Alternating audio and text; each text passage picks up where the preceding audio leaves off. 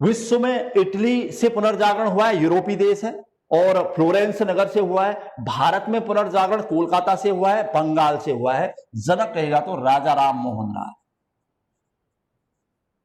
राजा राम मोहन राय, ये नाम आपने सुना ही है, कई बार सुना होगा राजा राम मोहन राय का नाम। तो भारत में पुनर्जागरण के जनक राजा राम मोहन राय, और कहां? बंगाल। भारत में पुनर्जागरण पूर्वी भारत से हुआ है, ऐसे भी पूछा प्रश्न। भारत में पुनर्जागरण कहां से हुआ है? पूर्वी भारत, पश्चिमी भारत, उत्तरी भारत, दक्षिणी भारत। तो ध्यान रखना, पूर्वी भारत यानी बंगाल से हुआ है, और राजा राम मोहन राय को इसका जनक माना जाता है। अब हम इसी टॉपिक को आगे बढ़ाएंगे। अब पुनर्जागरण क्या था? दूसरी बात, वैसे तो पहला तो ये सामाजिक और धार्मिक सुधार आंदोलन था, समाज और धर्म में सुधार हो रहा था, अपने आप में यही पुनर्जागरण था। पुनर्जागरण मतलब पुनः जागना। लोगों की समझ में आ रहा था यार, जो हमारे वहां प्राचीन कठोर परंपराएं ये गलत है, और मुगल काल इससे पहले रहा था, और मुगल काल में जो भी मतलब यहां पर मुस्लिम परंपराएं चली थी वो बहुत ऐसे सटीक थी नहीं जिसकी व्याख्या की जा सके, या जो ऐसे लॉजिकल थी नहीं जो हमें रोजगार दे, या कुछ इस टाइप की चीजें थी। तो इनका विरोध होना चाहिए, और नई परंपराओं को अपनाना पड़ेगा, जो कि कंपनी भी समझा रही थी। और धीरे धीरे धीरे धीरे अंततः बंगाल में पुनर्जागरण। अब पुनर्जागरण को लाने वाले राजा राम मोहन राय। अब राजा राम मोहन राय ने ब्रह्म समाज की नींव डाली, हम जानते हैं, यानी ब्रह्म समाज के माध्यम से भी उन्होंने सुधार के कार्य किए होंगे। सती प्रथा उन्मूलन में भी उन्होंने बड़ा योगदान दिया था, लॉर्ड विलियम बेंटिक के साथ मिलकर। अब फिर हमें राजा राम मोहन राय से प्रश्न बनते कि राजा राम मोहन राय का क्या योगदान रहा, या उन्होंने क्यों पुनर्जागरण का जनक कहते हैं, उन्होंने क्या किया ऐसा, या उनके द्वारा क्या किया गया। तो हमें सबसे पहले राजा राम मोहन राय के टॉपिक को कवर कराना पड़ेगा, जो भी उनसे प्रश्न बनते हैं। और फिर उनके द्वारा जो चलाया गया ब्रह्म समाज था, उसने क्या किया भारत में, और ब्रह्म समाज का क्या क्या योगदान रहा। फिर ब्रह्म समाज के पैरेलल बंगाल में या पूरे भारत में और कौन से संगठन बन रहे थे, जैसे आर्य समाज सुना हुआ, रामकृष्ण मिशन वगैरह, देव समाज, बहुत सारी ऐसी संस्थाएं गठित कर रही थी जो कहीं न कहीं भारत के सामाजिक धार्मिक उत्थान के लिए काम कर रही थी। तो मैं सबसे पहले राजा राम मोहन राय को कवर कराने वाला हूं। इनसे बहुत सारे प्रश्न बने हैं अभी तक, तो एक एक करके मैं सबसे पहले हेडिंग डालूंगा, राजा राम मोहन राय।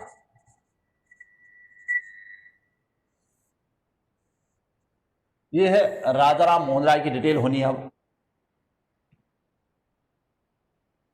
अब उनसे जो भी प्रश्न बने, उनके जन्म से लेकर मृत्यु तक लगातार प्रश्न बनते रहते हैं, और भारत में पुनर्जागरण का जनक माना जाता है उन्हें। ये हमारा प्रश्न आ गया, तो मैं एक एक करके राजा राम मोहन राय से लगभग अगर राजा राम मोहन राय का डिटेल आएगा, तो अब चूंकि मैंने इस टॉपिक को इसलिए उठाया क्योंकि आधुनिक इतिहास में महत्वपूर्ण टॉपिक माना जाता है। मान के चले कि 1857 के स्वतंत्रता संग्राम से भी महत्वपूर्ण टॉपिक है, और अपने जन्म से लेकर मतलब 1774 में इनका जन्म हुआ था, और 1833 में इनकी मृत्यु हो गई थी। तो ये टाइम पीरियड काफी महत्वपूर्ण रहा है, क्योंकि ये 1833 जब राजा राम मोहन राय की मृत्यु हुई तो 1857 से पहले आता है। इसका मतलब पुनर्जागरण इस दौर में हुआ है, तो 1857 से पहले का टॉपिक ये माना जाना चाहिए, इसलिए हमने सबसे पहले इस टॉपिक को उठाया। तो सबसे पहले राजा राम मोहन राय का जन्म मई 1774, मई 1774, 1774, कहीं पर 1772 लिखा हुआ है। अगर आप और बुकों को पढ़ते रहोगे कहीं 1773 भी मिलता है। ये एनसीईआरटी है जो मई 1774 कहती है। मई 1774, कोलकाता, कोलकाता मतलब वो बंगाल के थे, बंगाली थे, और 1774 में उनका जन्म हुआ था। अच्छा, उन्होंने हिंदू धर्म के उत्थान के लिए बहुत सारे ऐसे काम किए हैं। सबसे अब उनसे संबंधित प्रश्न चाहिए हमको कि उन्होंने क्या क्या किया।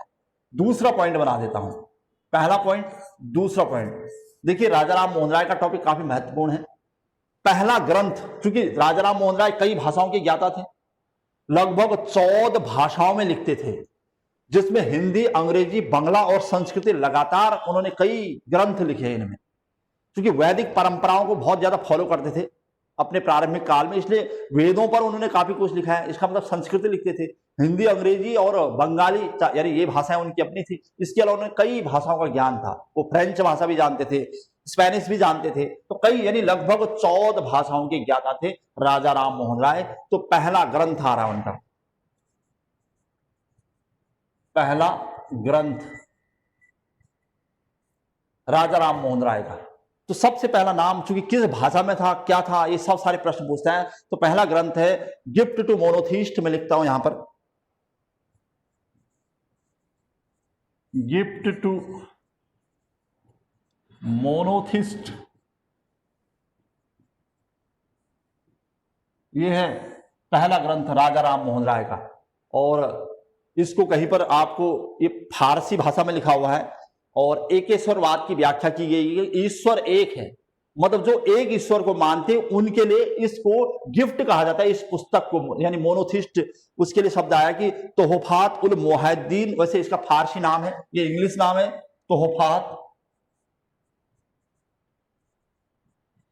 तोहफात उल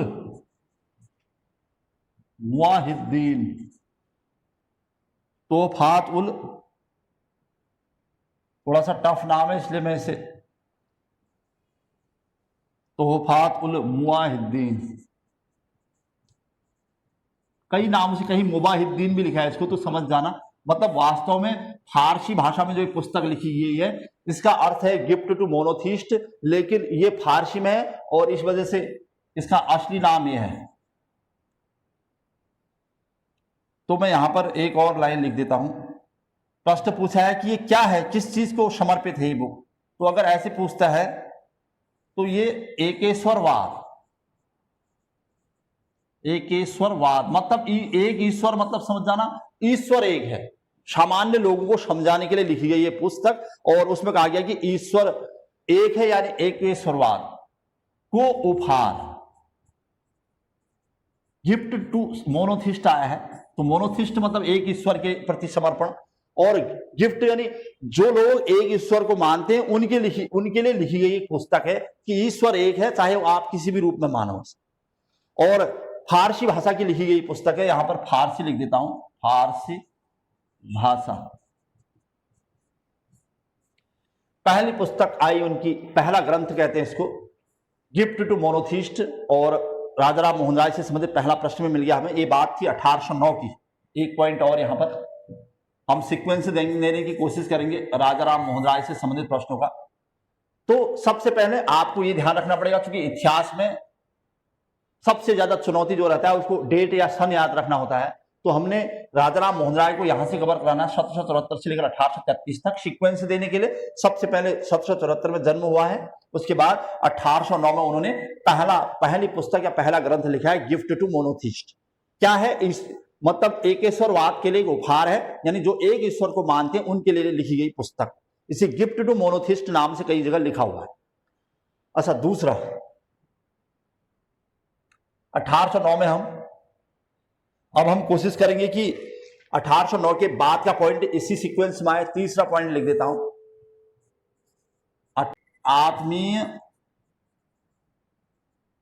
सभा, इसी नाम से एक संगठन भी चलाते थे वो, और बाद में इसी नाम से एक पत्रिका भी लिखी थी उन्होंने, आत्मीय सभा। और इसमें क्या होता था कि कोलकाता में, ये संगठन है वैसे देखा जाए तो मेन, कोलकाता आत्मीय सभा का गठन लिख देता हूं, समझ जाना कहां, तो कोलकाता में।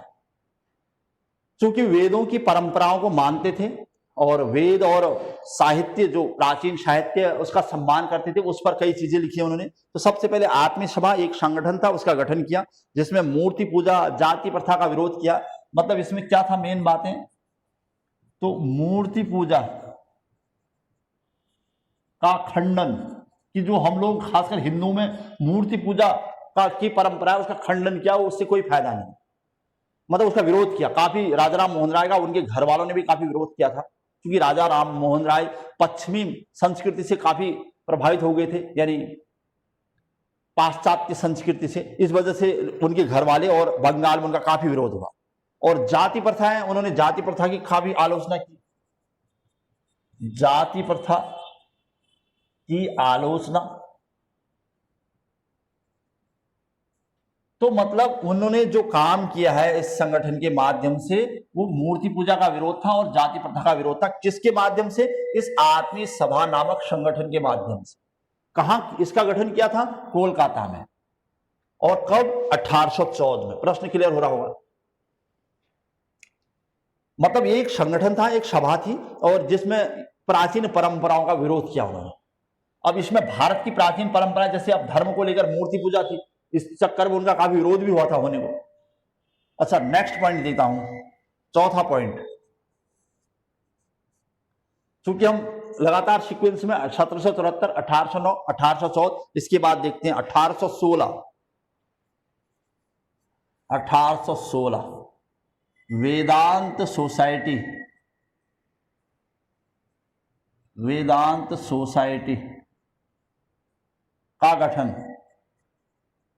कहीं न कहीं वेदों से लेकर होगा, यानी वेदों की शिक्षा को लेकर होगा वेदांत सोसाइटी। इसमें उपनिषदों के महत्व को बताया, यानी वेद और उपनिषदों के महत्व को बताया गया था। कोलकाता, सब कोलकाता, चूंकि कोलकाता के हैं, वेदों कौमा उपनिषदों के महत्व को समझाया जाता था। मतलब इस संगठन के माध्यम से, वेदांत सोसाइटी के माध्यम से उन्होंने वेदों और उपनिषदों के महत्व को समझाया था। जो भी प्रश्न आ रहे हैं सीक्वेंस में है। पांचवा पॉइंट, 1817। 1817 में इन्होंने कोलकाता में एक हिंदू कॉलेज की नींव डाली थी। कोलकाता हिंदू कॉलेज के नाम से आज भी फेमस है। कोलकाता हिंदू कॉलेज, कोलकाता का सबसे पहला कॉलेज भी है। कोलकाता हिंदू कॉलेज की स्थापना की थी। तो कोलकाता हिंदू कॉलेज की स्थापना कब हुई? तो 1817 में। कोलकाता है तो कोलकाता में हुई होगी। और सबसे बड़ी बात कि प्रश्न पूछता है कि कोलकाता हिंदू कॉलेज जब स्थापित हुआ था तो इसका उद्देश्य कहीं न कहीं कोलकाता के युवाओं को जागरूक करना था, उन्हें शिक्षा प्रदान करनी थी। और लेकिन इसमें कोलकाता हिंदू कॉलेज को स्थापित करने में एक डच घड़ीसाज डेविड हेयर का भी योगदान है। प्रश्न पूछा था कि कोलकाता हिंदू कॉलेज को राजाराम मोहन राय ने किसके साथ मिलकर खोला था? तो इसमें जो उनके साथ था, यानी जो उनके साथ में था, डच मतलब हॉलैंड, डच घड़ीसाज। जब आप एनसीईआरटी वगैरह पढ़ोगे कहीं पर भी, घड़ी सही करने वाला एक साधारण व्यक्ति था ये, लेकिन शिक्षा के लिए काम करना चाहता था भारत में। हाँ, हॉलैंड का डच हॉलैंड के लिए आ रहा है। तो ऐसे बुद्धिजीवी लोग जो भारत में, यानी हॉलैंड के लोग भी भारत में रहते थे, मतलब यूरोपीय लोग भारत में रहते थे, उनमें एक नाम ये भी आने वाला है, डच घड़ीसाज David Hare. David Hare underline के साथ मिलकर कॉलेज खोला था। इसलिए ये नाम छूटना नहीं चाहिए। राजाराम मोहन राय ने डच घड़ीसाज डेविड हेयर के साथ मिलकर कोलकाता हिंदू कॉलेज की नींव डाली थी। महत्वपूर्ण प्रश्नों में से है, और ये सबसे पहला हिंदू कॉलेज है। वैसे भी ध्यान रखना, प्रश्न महत्वपूर्ण बन जाता है। आगे बढ़ जाते हैं। हम लोग 1817 में पहुंचे हैं अभी। अब छठा पॉइंट हमारा आने वाला है, राजाराम मोहन राय से संबंधित छठा प्रश्न। उसमें है कि 1820 में इन्होंने ईसाई धर्म को प्रेरित करने के लिए या ईसाई धर्म को समर्पित एक पुस्तक लिखी है, precept of Jesus. 1820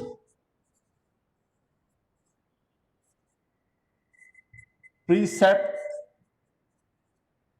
of Jesus. Jesus ईसाई धर्म के लिए आ रहा है। पुस्तक लिखी। तो 1820 में उन्होंने ईसाई धर्म को समर्पित,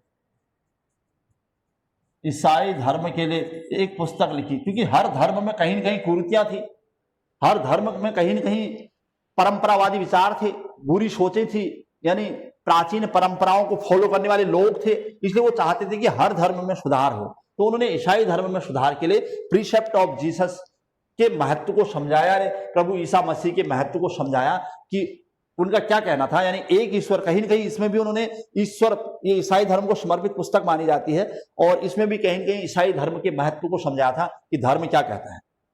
अच्छा, नेक्स्ट नाम आ रहा है, हम लोग 7वें पॉइंट में आ चुके हैं। 1821 में उन्होंने बंगाली भाषा में पहली पत्रिका लिखी थी, उसे कहते हैं बंगाली भाषा की पहली पत्रिका संवाद कौमुदी।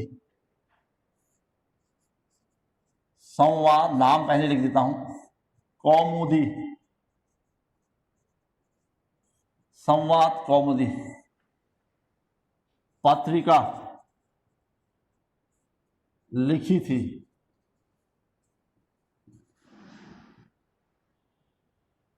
अच्छा, एक प्रश्न मिला हमें यहां पर। 1821 में राजाराम मोहन राय ने संवाद कौमुदी नामक पत्रिका लिखी थी। संवाद कौमुदी वो पत्रिका है जो बंगला भाषा में लिखी गई, भारत की पहली पत्रिका है। ध्यान रखिएगा, महत्वपूर्ण प्रश्नों में से फिर से एक नोट करके यहीं पर लिख देता हूं, बंगाली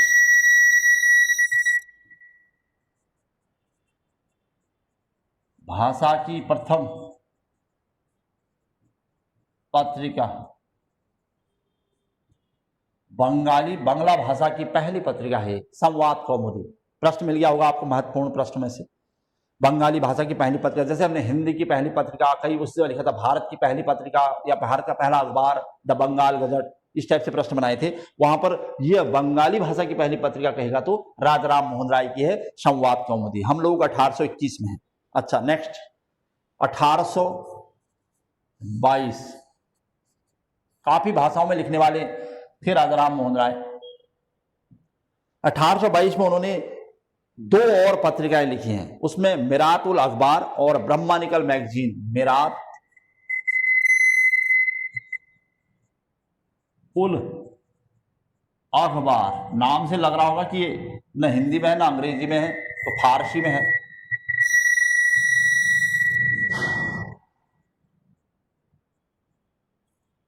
ब्रह्मानिकल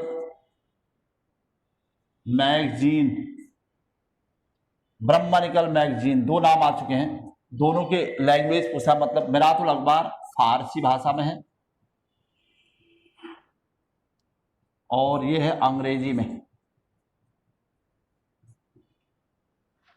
ठीक है, तो 2 नाम, फिर से 2 पत्रिकाएं हैं। कई भाई पत्रिकाएं इन्हें बंगला में लिखी है, उन्होंने अंग्रेजी में लिखी है, और हिंदी में तो लिखते ही थे। कई सोसाइटी गठन कर रखी है।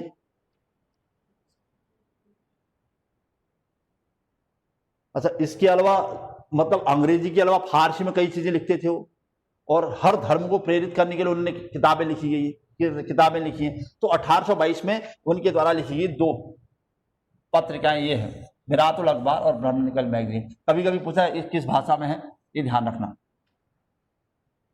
अच्छा, प्रक्रिया को आगे बढ़ाते हैं। बहुत सारे नाम 1822 तक पहुंच चुके हम, यानी राजाराम मोहन राय के प्रश्न हम यहां पर बना रहे हैं। अब आगे बढ़े 1825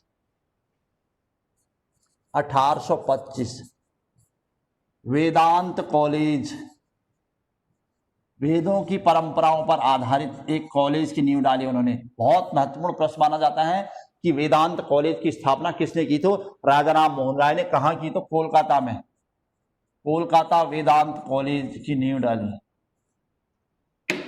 प्रश्न क्लियर होगा। वेदांत कॉलेज उन्हीं का द्वारा स्थापित किया गया, और इसमें क्या था, वेदों की परंपराओं पर, प्राचीन भारत की संस्कृति और परंपराओं पर आधारित अध्ययन होता था वेदांत कॉलेज।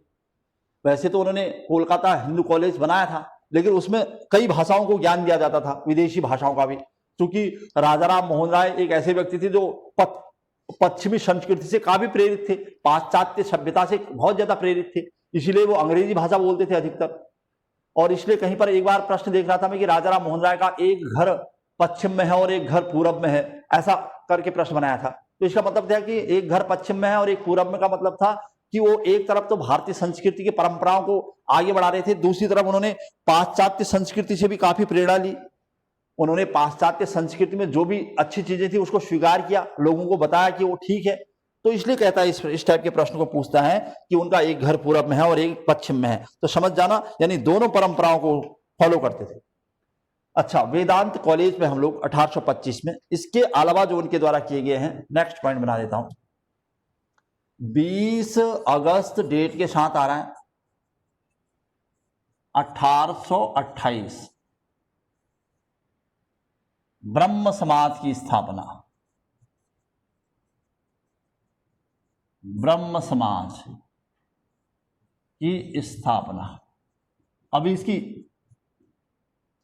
अब ब्रह्म समाज की कभी कभी इसकी डेट पूछ देता है, इसलिए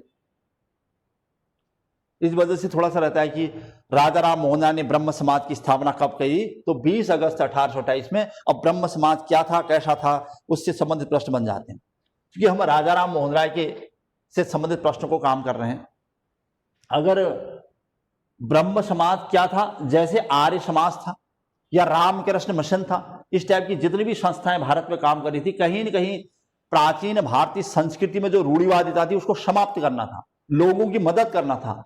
मतलब इमरजेंसी के समय लोगों की मदद करना हमेशा, और समाज के कार्य करना, भारतीय संस्कृति और परंपराओं को बनाए रखना, और प्राचीन वैदिक संस्कृति जो हमारी थी भारत की, वेद और साहित्य पर आधारित, उसको जीवंत रखना। कहीं न कहीं चाहे वो ब्रह्म समाज हो या फिर आर्य समाज, सबका उद्देश्य एक ही जैसा था।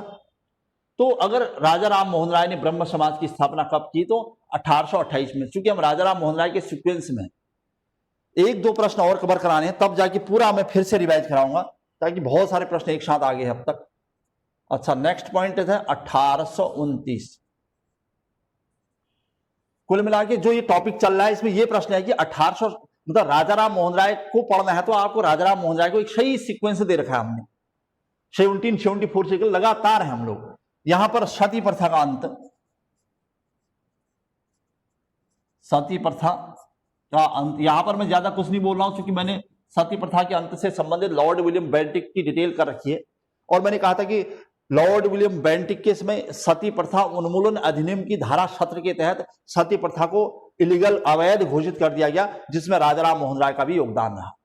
लेकिन उसमें लॉर्ड विलियम बेंटिक का नाम ज्यादा आता है, क्योंकि उसमें ब्रिटिश भारतीय गवर्नर जनरल वो था, और उसने अगर सपोर्ट नहीं किया होता तो ये सब मुश्किल हो जाती। तो सती प्रथा के अंत करने में भारत की तरफ से किसका योगदान था, तो राजा राम मोहन राय का।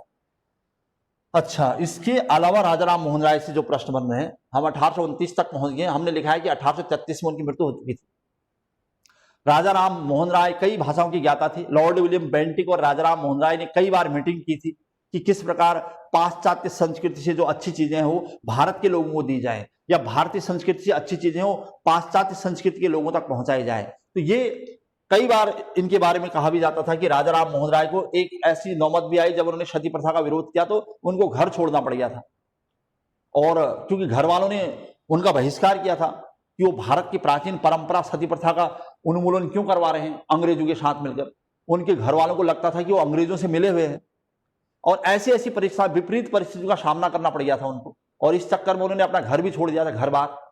और कई सालों तक घर बार छोड़ने के बाद जब उनके पिता की मृत्यु हो गई थी, तब वो मुश्किल से घर आए थे। तो ऐसी स्थितियों का सामना करते हुए अंततः राजा राम मोहन राय ने सती प्रथा का अंत किया। अच्छा, इस समय की बात है जब मैं 1829 1828 की बात कर रहा हूं, तो इस समय मुगल बादशाह अकबर सेकंड थे। अगर टाइम पीरियड किसका है 1800, तो 1806 से लेकर 1837 तक का टाइम पीरियड मुगल बादशाह अकबर सेकंड का है। और अकबर सेकंड के समय ईस्ट इंडिया कंपनी का भारत में पूरी तरह से प्रभुत्व स्थापित हो गया था। मुगल राजा खाली नाम मात्र के राजा रह गए थे, पेंशन पर जिंदा रहते थे। अकबर सेकंड का परिवार बड़ा हो गया था। अकबर सेकंड चाहते थे कि अंग्रेज उनकी पेंशन को बढ़ा दें, लेकिन अंग्रेज बढ़ाने को तैयार नहीं थे।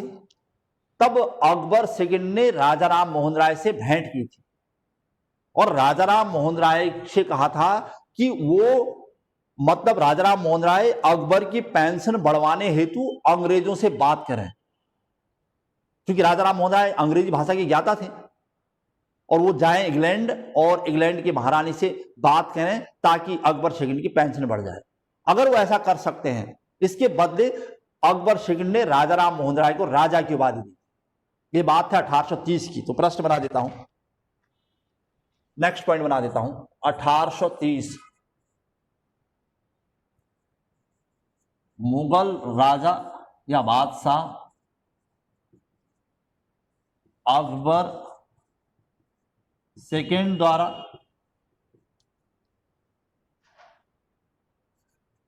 राजा राम मोहन राय को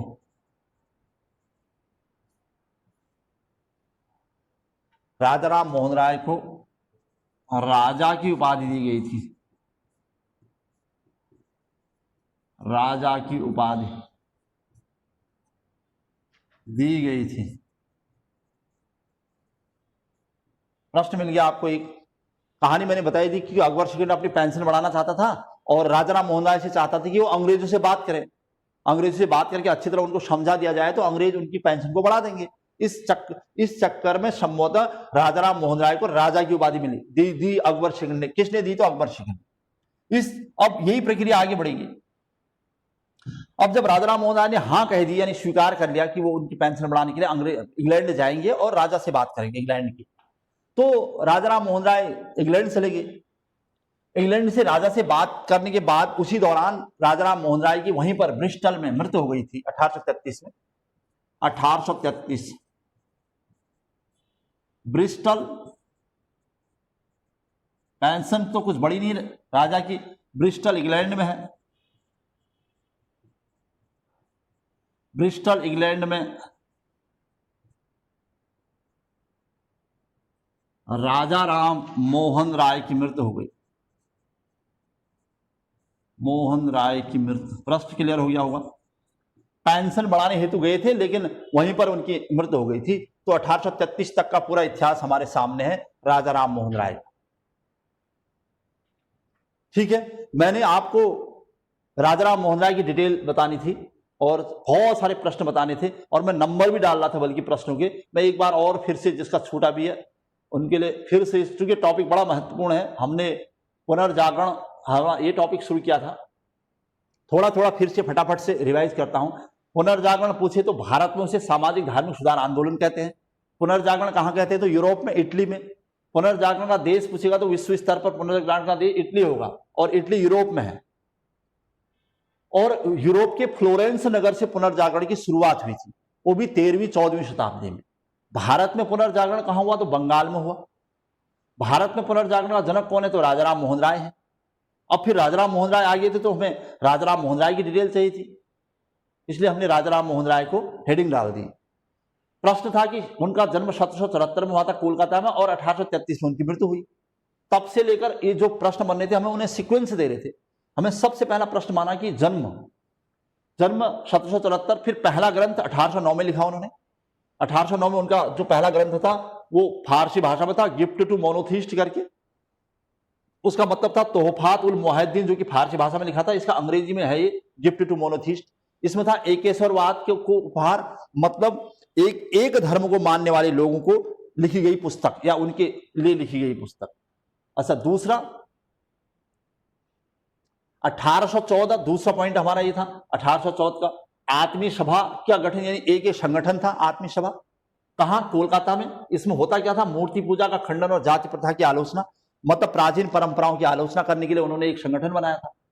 1816 में वेदांत सोसाइटी की, ये भी एक संस्था ही थी, वेदांत सोसाइटी, वेदों पर आधारित, और जिसमें वेदों और उपनिषदों के महत्व को समझाया गया कि क्या हमारे भारतीय वेदों और परंपराओं का महत्व है, मतलब अपनी प्राचीन संस्कृति को आगे बढ़ाने के लिए काम किया उन्होंने। अच्छा, इसके अलावा उन्होंने क्या किया देखते हैं। 1817 में उन्होंने कोलकाता हिंदू कॉलेज की नींव डाली, और कोलकाता हिंदू कॉलेज कहाँ है? तो कोलकाता में है। और किसकी मदद से डाली है? पूछता कभी। वो डच घड़ी साज कौन था? घड़ी सही करने वाला व्यक्ति, वो है डेविड हेयर। इस डेविड हेयर की मदद से, मतलब इसने भी पैसा लगाया था उसमें, डच घड़ी साज डेविड हेयर की मदद से उन्होंने कोलकाता हिंदू कॉलेज खोला था, भारत का पहला हिंदू कॉलेज। अच्छा, छठा पॉइंट ये था 1820 में प्रीसेप्ट ऑफ जीसस, उनकी एक पुस्तक आ गई है प्रीसेप्ट ऑफ जीसस। वो ईसाई धर्म को समर्पित थी, नाम से पता चल रहा होगा आप, ईसाई धर्म को संबोधित करके पुस्तक लिखी उन्होंने। अच्छा, सातवां पॉइंट 1821 संवाद कौमुदी, ये इनकी पत्रिका है संवाद कौमुदी। और इसकी विशेषता क्या है संवाद कौमुदी की? तो बंगाली भाषा की लिखी गई, ये बंगाली भाषा की लिखी गई पहली पत्रिका है। इंपोर्टेंट प्रश्न था ये। बंगाली भाषा में पूरे भारत के इतिहास में लिखी गई पहली पत्रिका कौन थी? तो आप कहोगे संवाद कौमुदी थी। क्लियर हो गया होगा। अच्छा, फिर 1822 में मिरात उल अखबार, यानी एक और पत्र है इनका, ये फारसी भाषा में लिखा गया पत्र। दूसरा ब्रह्मानिकल मैगजीन, ये है अंग्रेजी भाषा में। मतलब 1822 में उन्होंने एक मिरात उल अखबार और जो कि फारसी भाषा में, और ब्रह्मानिकल मैगजीन अंग्रेजी भाषा में पत्र लिखा था। अच्छा, इसके अलावा उनके काम सीक्वेंस में हम लोग 1825, मैंने पॉइंट लिखे थे, मैं उस पॉइंट को आगे बढ़ाऊंगा। अब ये 7वां पॉइंट था, ये 8वां पॉइंट है, और ये 9वां पॉइंट, यानी 9 पॉइंट आगे यहां से अब तक। अच्छा, 9वें पॉइंट में क्या लिखा है हम देखते हैं। 1825 में उन्होंने वेदांत कॉलेज की स्थापना की, वेदों पर आधारित कॉलेज। कहां? तो कोलकाता में। अच्छा, 10वां पॉइंट, ये 10वां पॉइंट था। 20 अगस्त 1828 में उन्होंने ब्रह्म समाज की स्थापना की। अच्छा, 11वां पॉइंट, 1829 में उन्होंने सती प्रथा का अंत किया, मतलब सती प्रथा उन्मूलन के लिए काम किया, और लॉर्ड विलियम बेंटिक के साथ मिलकर। अच्छा, 12वां पॉइंट, 1828 मुगल बादशाह अकबर सेकंड द्वारा राजा राम मोहन राय को राजा की उपाधि दी गई। प्रश्न कई बार पूछा, राजा राम मोहन राय को राजा की उपाधि किसने दी? तो अकबर सेकंड, मुगल बादशाह अकबर सेकंड। अच्छा, उसके बाद उन्हीं के अकबर सेकंड की पेंशन को बढ़ाने के लिए वो इंग्लैंड चले गए थे, लेकिन इंग्लैंड में उनकी मृत्यु हो गई। और कब हुई? तो 1833 में। कहां पर? तो ब्रिस्टल। ये ब्रिस्टल जगह पूछ दी कई बार कहां है करके। ब्रिस्टल में ही उनकी समाधि है, इंग्लैंड में है, वहां पर राजा राम मोहन राय की मृत्यु। यानी राजा राम मोहन राय कोलकाता के रहने वाले, लेकिन उनका निधन हुआ है ब्रिस्टल के इंग्लैंड में, यानी इंग्लैंड के ब्रिस्टल में। क्लियर हो गया होगा। 13 पॉइंट, यानी पुनर्जागरण से संबंधित 13 क्वेश्चन हमारे पास है, जो कि केवल राजा राम मोहन राय से। अगर इन क्वेश्चनों को हम आप बढ़ाते हैं 13 क्वेश्चन के अलावा, तो 1-2 क्वेश्चन यहां पर जो हमने एक्स्ट्रा लिखे थे, मतलब हमारे पास कितने क्वेश्चन आए आज की डेट में, तो ये है। तो 2 क्वेश्चन ये आए हैं कि पुनर्जागरण का देश किसको कहते हैं? इटली को। अगर राज शहर पूछेगा तो फ्लोरेंस नगर को। तो 15 और 13 और 2 15 क्वेश्चन। भारत में पुनर्जागरण कहां से हुआ? तो बंगाल में। और उसके जनक कौन थे? राजा राम मोहन राय। यानी 16 क्वेश्चन हमारे पास है। तो ये थे हमारे क्वेश्चनों की लिस्ट, राजा राम मोहन राय। क्लियर हो गया होगा आपको। डेट और उनकी किताबों, कभी कभी उनकी पुस्तकों या उनके द्वारा लिखे गए अखबारों या पुस्तकों का सही सीक्वेंस बताता है कि कब कौन सी लिखी गई। अब एक डाउट रह गया है बस मात्र। प्रश्न क्या पूछा है कि जब राजा राम मोहन राय, चूंकि वो ब्रह्म समाज चलाते थे, ब्रह्म समाज में सभी धर्मों के उत्थान के लिए काम होता था, सभी लोग मिलजुल कर काम करते थे और सदाचार से संबंधित बातें होती थी। खैर, प्रश्न क्या पूछा है कि राजा राम मोहन राय को युगदूत की उपाधि किसने दी थी? युगदूत, एक प्रश्न ये था।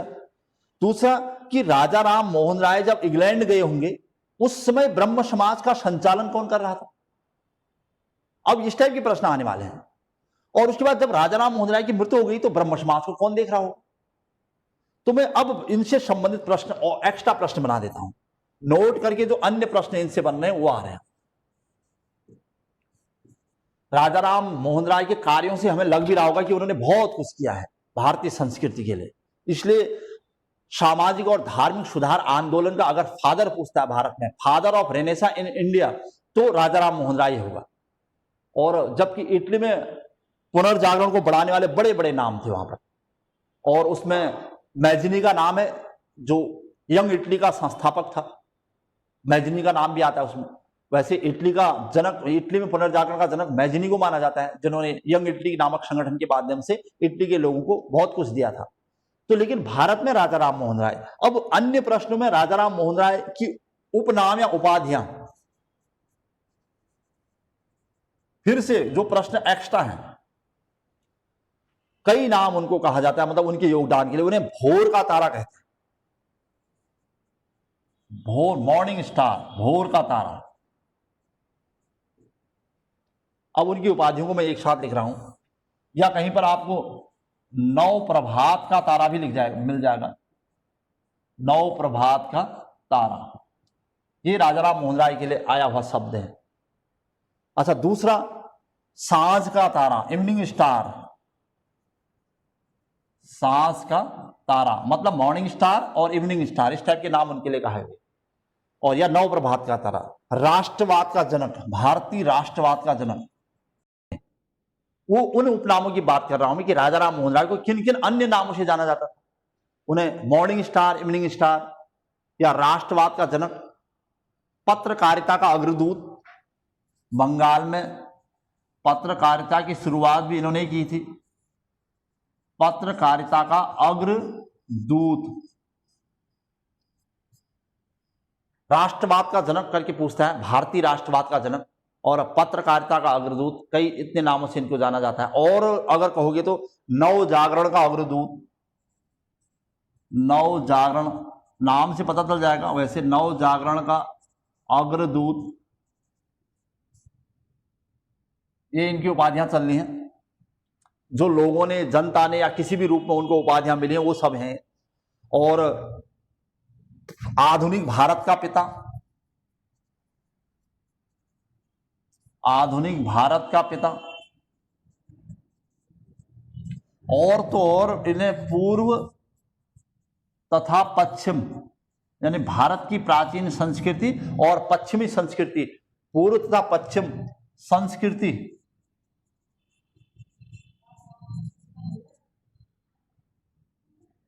का संश्लेषण, मतलब पश्चिमी सभ्यता संस्कृति और भारतीय सभ्यता और संस्कृति का संश्लेषण कहा जाता है। और एक नाम मैं कह रहा था कि सुभाष चंद्र बोस ने उनको अग्रदूत की उपाधि, युगदूत की उपाधि दी थी, युगदूत। लेकिन ये चूंकि पर्टिकुलर सुभाष चंद्र बोस ने दी थी, मैं इसको नाम लिख देता हूं, सुभाष चंद्र बोस। मतलब जो इस टाइप की उपाधियां हैं, जैसे भोर का तारा, अलग टाइप, ये तो जनता ने दिया उनको उपाधि, इस टाइप की उपाधियां, जो बहुत सारे नाम हैं। लेकिन युगदूत किसने, राजा राम मोहन राय को युगदूत किसने कहा, तो सुभाष चंद्र बोस ने कहा। समझ जाना क्वेश्चन को, इंपोर्टेंट प्रश्नों में से इतनी सारी उपाधियां राजा राम मोहन राय। अच्छा, इसके अलावा अन्य क्वेश्चनों में चलते हैं। आज का टॉपिक ही राजा राम मोहन राय, इसका मतलब अन्य टॉपिकों में अगर आप देखोगे कि प्रश्न एक ये था कि जब राजा राम मोहन राय ब्रह्म समाज का नेतृत्व कर रहे थे तो उन्होंने भारत में अच्छी तरह नेतृत्व किया, लेकिन जब वो इंग्लैंड गए थे तो राजा राम मोहन राय के इंग्लैंड जाने के दौरान या उस समय ब्रह्म समाज का नेतृत्व किसने किया था, मतलब 1830 में। तो 1830 में चले गए थे, हालांकि वो 30 में जब उनको राजा की उपाधि मिल गई तो उसके बाद वो इंग्लैंड गए थे। 1830 के बाद या के समय, या ऐसे प्रश्न पूछा है, राजा राम मोहन राय, RRM लिख दिया मैंने शॉर्ट में, राजा राम मोहन राय के इंग्लैंड जाने के समय, इंग्लैंड जाने के दौरान, राजा राम मोहन राय के इंग्लैंड जाने के दौरान ब्रह्म समाज, ब्रह्म समाज जो कि 1828 में बना था, ब्रह्म समाज का नेतृत्व, बहुत अच्छा प्रश्न माना जाता है कि राजा राम मोहन राय के इंग्लैंड जाने के समय ब्रह्म समाज का नेतृत्व किसने किया, तो आचार्य रामचंद्र विद्यावागीश, पूरा नाम लिखता हूं, आचार्य रामचंद्र विद्यावागीश, ये नाम याद रहना चाहिए आप, ने किया था, आचार्य रामचंद्र विद्यावागीश ने किया था। तो प्रश्न क्लियर हो गया होगा आपको, जब राजा राम मोहन राय इंग्लैंड गए थे तो उसमें आचार्य रामचंद्र विद्यावागीश का नेतृत्व कर रहे थे।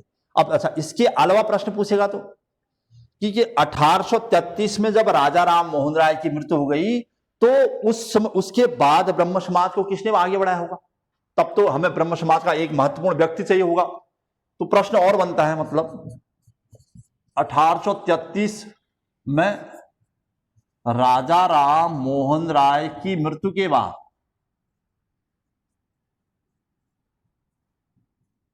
अगर प्रश्न ऐसे बनाया कि राजा राम मोहन राय की जब 1833 में मृत्यु हो गई तो ब्रह्म समाज को आगे किसने बढ़ाया, तो वहां पर एक नाम आएगा, द्वारिका नाथ टैगोर। तो के बाद द्वारिका नाथ टैगोर ने इसे आगे बढ़ाया था।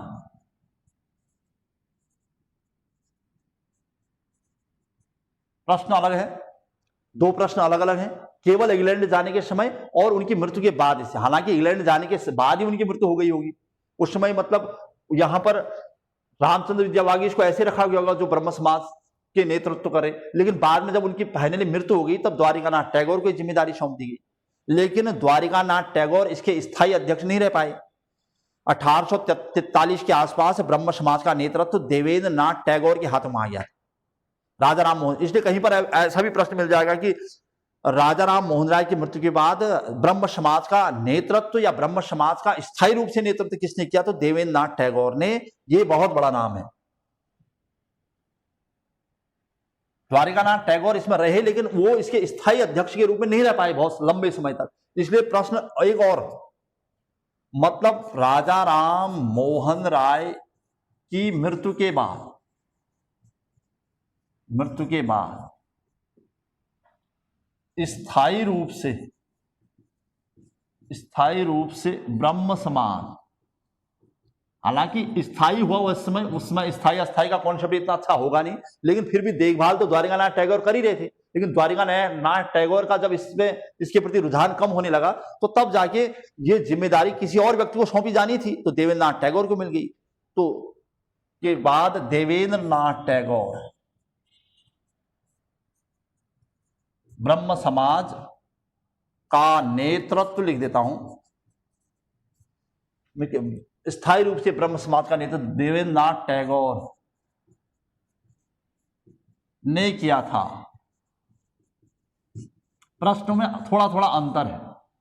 राजा मोहन राय के बाद मतलब अस्थायी रूप से किसने किया, तो द्वारिकानाथ टैगोर ने। अगर स्थायी रूप से किसने किया तो देवेंद्र नाथ टैगोर ने। एक्चुअल में हुआ क्या, देवेंद्र नाथ टैगोर ब्रह्म समाज को मानते थे, लेकिन उन्होंने ब्रह्म समाज की सदस्यता स्वीकार करना उचित नहीं समझा शुरुआत में, क्योंकि वो एक तत्वबोधिनी नामक एक पत्रिका का प्रकाशन करते थे और उसी के माध्यम से अपने विचारों को लिखते थे। लेकिन बाद में जब उन्हें पता चला, जब मतलब द्वारिकानाथ टैगोर का रुझान ब्रह्म समाज से कम हो गया और फिर उन्हें लोगों ने कहा कि आप भी ब्रह्म समाज में जुड़ सकते, जब आप ब्रह्म समाज से संबंधित सिद्धांत को आगे बढ़ा रहे हैं अपनी पत्रिका के माध्यम से, तो इसी से क्यों नहीं जुड़ जाते। अब तो वो द्वारिकानाथ टैगोर वाली जिम्मेदारी आपको मिलने वाली है, मिल ही जाएगी। तो तब जाके उन्होंने ब्रह्म समाज की सदस्यता भी स्वीकार कर ली, वरना इससे पूर्व ये बात है 1843 की। कब, ये 1843 की, मतलब जब देवेंद्र नाथ टैगोर इसके स्थायी रूप से अध्यक्ष बनाए गए तो बहुत बात की बात है, वो 1843 है। जबकि आपको पता है कि जो द्वारिकानाथ टैगोर रहे होंगे, इसका मतलब 1833 से लेकर 43 तक रहे होंगे, सीधी सी बात है।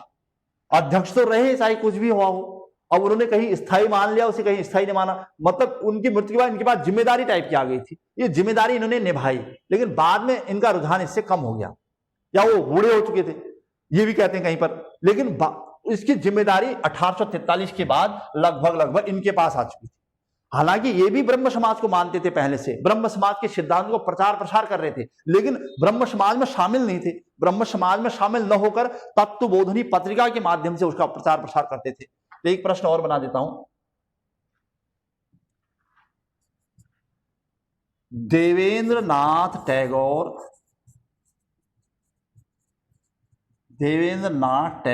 ने 1839 में, एक्चुअल में वो पहले से पत्रिकाएं लिखते थे, तो पत्रिकाओं के माध्यम से इस काम को कर ही रहे थे, इसलिए उन्हें लगता था कि यार अलग से सदस्यता लेने से क्या फायदा, तो इसलिए सदस्यता लेने की जरूरत नहीं है। तो उन्होंने तत्वबोधिनी पत्रिका की स्थापना, तत्वबोधिनी कभी पूछता है इसको, तत्वबोधिनी पत्रिका, ये अंडरलाइन कर देना, प्रश्न पूछा किसकी है, तत्वबोधिनी पत्रिका किसकी है। तो देवेंद्रनाथ टैगोर ने 1839 में तत्वबोधिनी पत्रिका का प्रकाशन शुरू किया था।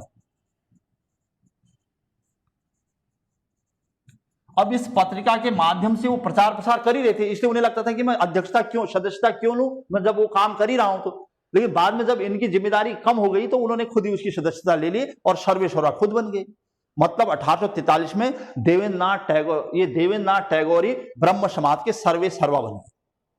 प्रश्न इससे पूछता है, लेकिन फिर धीरे धीरे जब देवेंद्रनाथ टैगोर इस संस्था को आगे बढ़ा रहे थे तो 1856 के आसपास एक और बड़ा नाम यानी केशव चंद्र सेन इसमें जुड़ गए 1856 के आसपास। अब देवेंद्रनाथ टैगोर भी बूढ़े हो गए थे तो 1856 में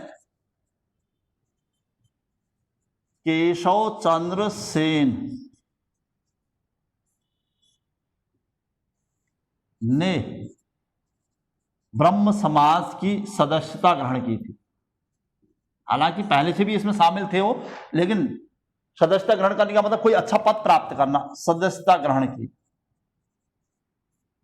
ब्रह्म समाज को फॉलो भी करते थे, उसके सिद्धांत को लोगों को बताते भी थे, लेकिन 1856 में ब्रह्म समाज का नेतृत्व इनके हाथों में आ गया। इसका मतलब सारी जिम्मेदारी सदस्यता ग्रहण की और नेतृत्व करने लगे। ये युवा थे, अच्छे विचार थे इनके, केशव चंद्र सेन के। तो केशव चंद्र सेन के हाथों में जिम्मेदारी कब आई? तो 1856 में आए। या ये कहो कि पहले से इसके सदस्य तो थे, लेकिन डायरेक्टली मतलब इतना महत्व नहीं था इनको। क्यों? क्योंकि देवेंद्रनाथ टैगोर सब संभाल रहे थे। अब सब जब केशव चंद्र सेन के हाथों में आ गई तो 1856 में उन्होंने ब्रह्म समाज का और प्रचार प्रसार करना शुरू कर दिया और ब्रह्म समाज को एक अखिल भारतीय स्तर का बना दिया कि यार ब्रह्म समाज का प्रचार केवल बंगाल तक नहीं रहना चाहिए। अभी तक तो ब्रह्म समाज बंगाल तक ही सीमित था। तो देवेंद्रनाथ मतलब केशव चंद्र सेन के आने के बाद ब्रह्म समाज का और प्रचार प्रसार होने लगा। कहते हैं कि जब केशव चंद्र सेन ने ब्रह्म समाज का राष्ट्रीय अंतर्राष्ट्रीय स्तर पर प्रचार करना शुरू कर दिया तो उससे जो पुराने यानी देवेंद्रनाथ टैगोर थे अभी, लेकिन वो ब्रह्म समाज में ज्यादा सक्रिय नहीं थे, लेकिन वो लोग नाराज होने लगे कि केशव चंद्र सेन ब्रह्म समाज का कुछ ज्यादा ही प्रचार प्रसार करने लगा है, यानी ब्रह्म समाज का जो मूल सिद्धांत है उससे भटक रहा है। क्यों? क्योंकि केशव चंद्र ने सभी धर्मों की शिक्षा की बात कही थी, केवल हिंदू धर्म की शिक्षा नहीं होनी चाहिए, सभी धर्म की शिक्षा की बात कही और अंतर जाति विवाह और अपनी सभाओं में सभी धर्मों की पुस्तकों को पढ़ने की बात कह दी उन्होंने, केशव चंद्र सेन ने। एक बार वो मुंबई में भी एक सभा को संबोधित कर रहे थे तो वहां पर भी उन्होंने कहा था कि भैया सब धर्म समान है, सभी धर्मों में शिक्षा का महत्व बराबर है, अगर शिक्षा बढ़ेगी तो सब लोग आगे बढ़ेंगे। तो इससे क्या हुआ था, जो देवेंद्रनाथ टैगोर थे या जो पुराने लोग थे ये नाराज होने लगे। क्यों? क्योंकि केशव चंद्र सेन ब्रह्म समाज का कुछ ज्यादा प्रचार प्रसार करने लगे या अनैतिक तरीके से प्रचार प्रसार करने लगे। तो कहते हैं कि 1865 में देवेंद्रनाथ टैगोर जो कि सीनियर थे, अभी अध्यक्ष न रहे भले लेकिन सीनियर थे, तो उन्होंने ब्रह्म समाज के आचार्य के पद से केशव चंद्र सेन को हटा दिया। ऐसी स्थिति आ गई। तो मतलब थोड़ा कहीं अनबन हो गई देवेंद्रनाथ टैगोर के कारण। तो मैं प्रश्न और बना देता हूं, 1865 में टैगोर ने या देवेंद्रनाथ टैगोर ने केशव चंद्र सेन से मतलब जिम्मेदारी देवेंद्रनाथ टैगोर जो कि सीनियर मोस्ट है, अभी भी ब्रह्म समाज में बैठे हुए हैं, उन्होंने केशव चंद्र सेन को देखा यार ये ब्रह्म समाज का अनैतिक प्रचार प्रसार कर रहा है, ये कुछ ज्यादा कर रहा है, बंगाल से बाहर ले जा रहा है उसको, या अंतर्राष्ट्रीय प्रचार प्रसार कर रहा है जिसकी जरूरत नहीं है। तो उससे नाराज होकर उन्होंने केशव चंद्र सेन ने इसकी जिम्मेदारी वापस ले ली।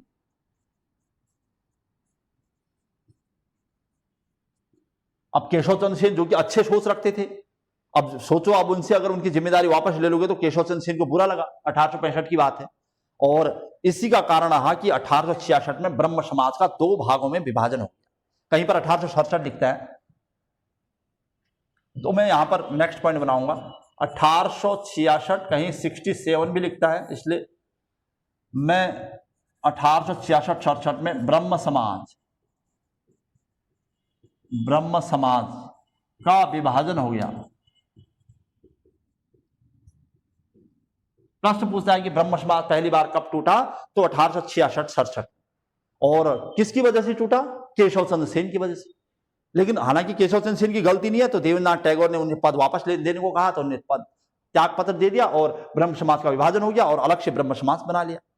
तो 1866 में केशव चंद्र सेन जब इससे अलग हो गए तो उन्होंने भारतीय ब्रह्म समाज की स्थापना कर डाली, विभाजन हो गया और सेन ने भारतीय ब्रह्म समाज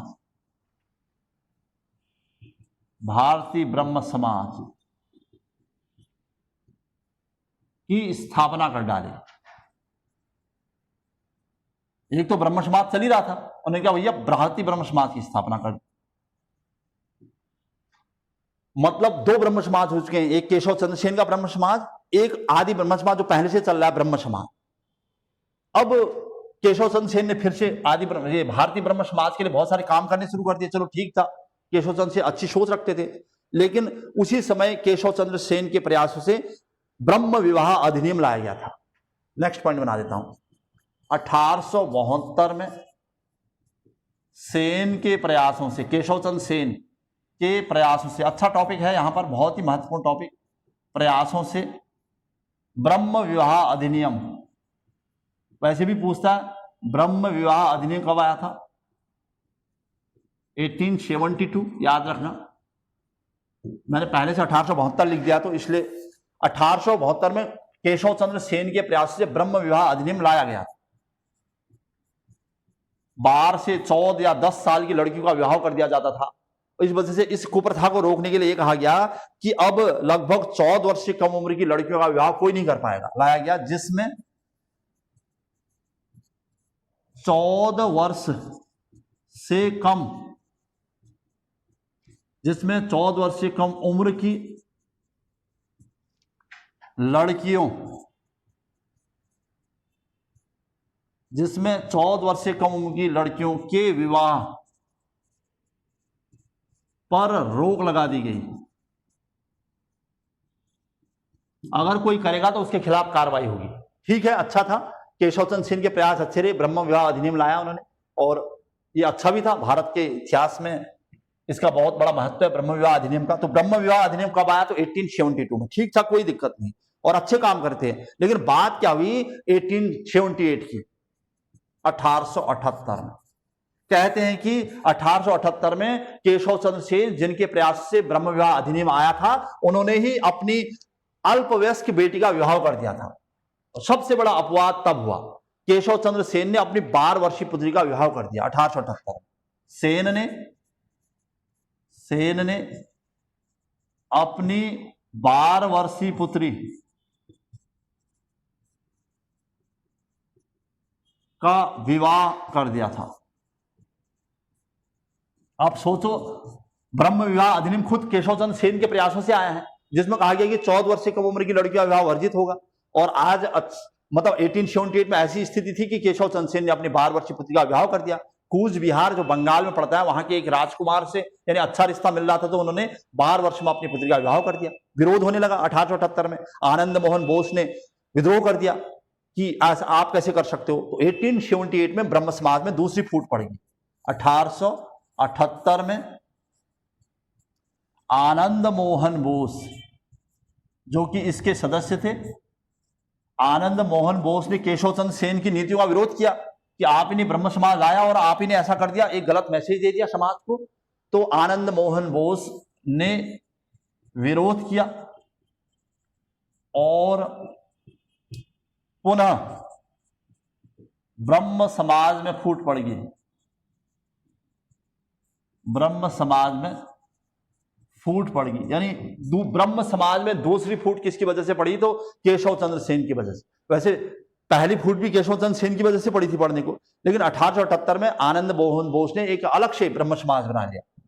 उन्होंने कहा कि हम केशव चंद्र सेन को फॉलो नहीं करेंगे। 1878 में बोस ने, यानी आनंद मोहन बोस ने साधारण ब्रह्म समाज की नींव डाल दी।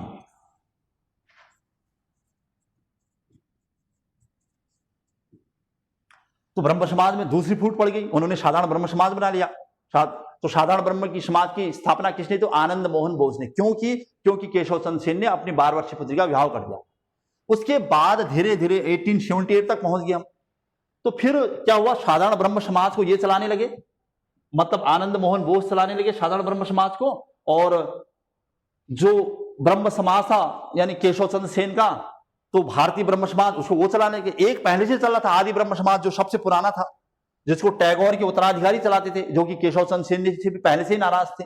इसका मतलब ब्रह्म समाज का कई भागों में विभाजन हो गया। और लेकिन ये जो बात के हैं, चाहे वो साधारण ब्रह्म समाज हो या भारतीय ब्रह्म समाज, धीरे धीरे इनका पतन हो गया। और जो आदि ब्रह्म समाज चलता रहा, जो सबसे पुराना था और जिसमें बहुत पुराने लोग थे जिन्होंने मतलब नैतिकता अनुशासन को आधार माना, वो अब भी चल रहा है। आज भी आपको ब्रह्म समाज देखने को मिलेगा। तो ये था ब्रह्म समाज का इतिहास। क्लियर हो गया होगा आपको पूरा। तो ये ध्यान रखना कब कब फूट हुई, क्या क्या हुआ ब्रह्म समाज और राजा राम मोहन राय से प्रश्न। ये था हमारा आज का विशेष टॉपिक। और इससे संबंधित कुछ भी अगर प्रश्न आपको दिक्कत करें तो आप पूछ सकते हैं।